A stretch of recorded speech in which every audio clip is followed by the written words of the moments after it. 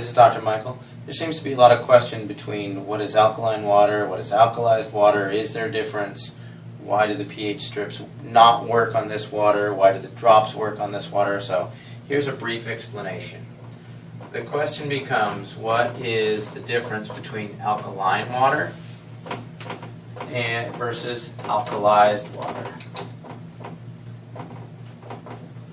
The short answer for this question is this is a chemical change, this is an electrical change. If you were to use your pH strips, like for a pool, and they test the chemicals and the water comes out at, say, 4.5. Well, with a pH of 4.5, you would then add either calcium or magnesium or some like that to increase the alkalinity. What the pH strips, if you will, are looking for is they're actually known as chem strips, which means they're looking for a chemical composition change. If you take the water from the SD501 and you use a pH strip, your before and after will be the same.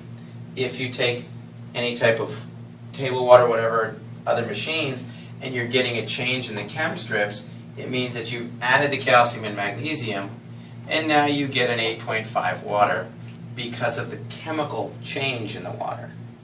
That is therefore by definition to be truly alkaline water by all scientific standards that we use today. However, when you start to compare this to alkalized water, what's going on is there's an electrolysis process, and basically it's shocking the water. It takes an enormous level of energy to do a process that is called the dissociation of water. And you can Google that. Basically, it's the process by which you take water and you lend it to a hydrogen ion and a hydroxyl ion. The hydroxyl gives you a free electron that you can use to be a free radical scavenger. But when this process happens, basically there's an array which has a negative side and a positive side. This will attract the hydrogen ions. The hydroxyls will come over here.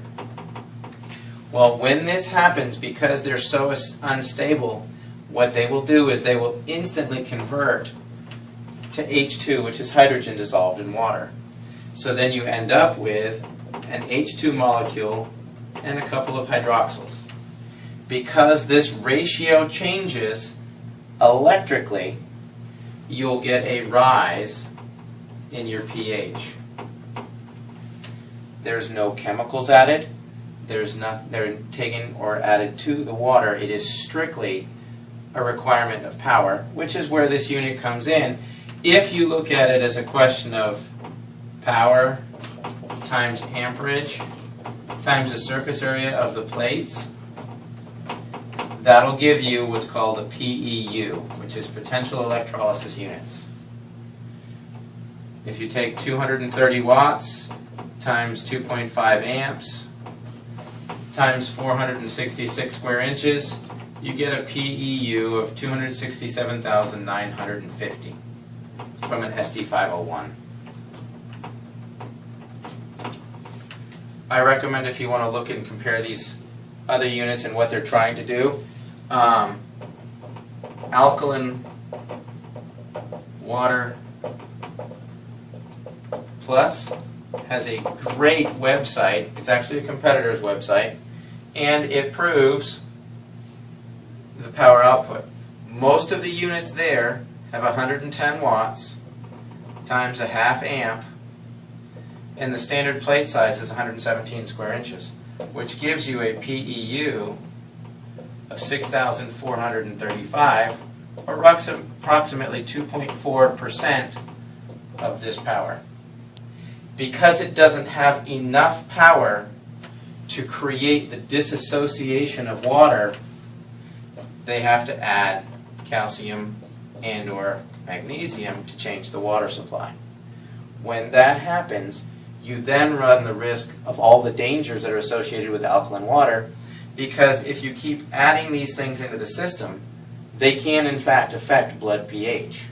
That's why people say, oh, alkaline water can be dangerous, you got to be careful not to do too much, you might alkalize the system. If this builds up in the bloodstream, you will change your blood pH, and that can create a lot of health issues. Alkalized water, on the other hand, doesn't add any chemicals.